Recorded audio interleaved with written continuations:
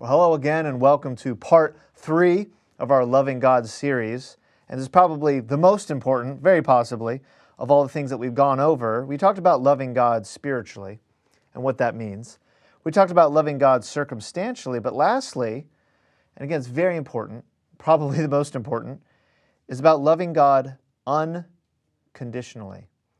You know, when we talked about loving God spiritually and circumstantially, it's based on loving Him because of what we know about Him.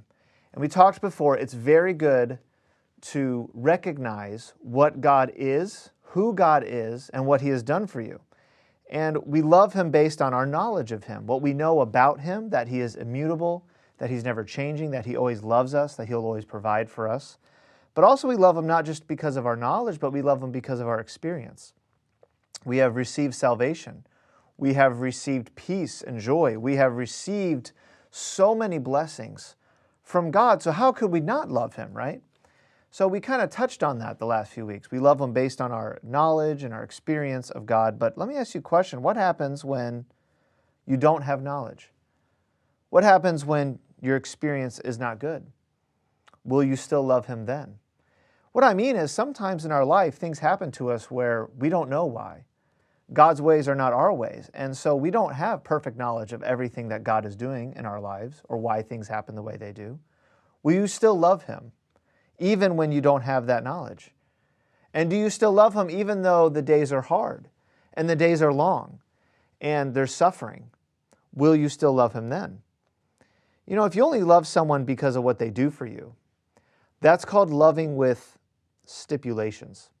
You know, when you consider wedding vows, right? When you stand before the love of your life one day, oh, I know, so wonderful. And you give your wedding vows, so many people in our country forget that those vows are for a reason. And what they do is they're confirming the idea that this love that you are promising to the other person is going to be without conditions.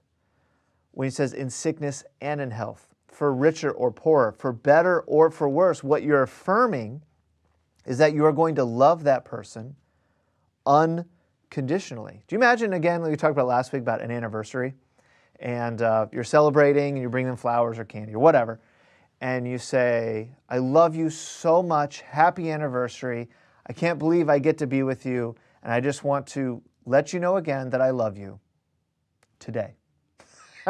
I love you so far.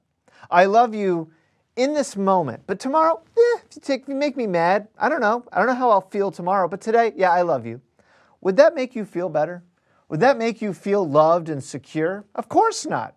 You get those flowers thrown right back in your face, wouldn't you? Because that's not what real love is. Love isn't, oh, you make me happy. That's what Hollywood, that's what society is. That's why divorce rate is so high, is because everyone thinks, well, they don't make me happy. It's all about me being happy, my satisfaction, my fulfillment. But that's not what love is. Love is unconditional, or it should be.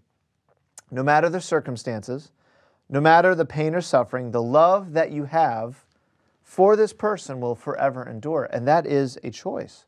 But let me ask you the question again. Do you love God that same way? There will be times in your life, again, where things will happen and you don't understand why those things happen. You do not see why God is allowing those things to come about in your life, the disappointments and the struggles. And because you don't have that knowledge, are you still going to love Him? There are going to be times where you have absolute crushing heartbreak. You will face pain and sorrow. Your experience will not be good. Let me ask you a question. Will you still love Him, even during the dark times? And you see, the key to loving God unconditionally, and really all the ways, spiritually, circumstantially, and unconditionally, is one simple way. It's faith. It's simply a matter, do you trust God? Do you trust Him?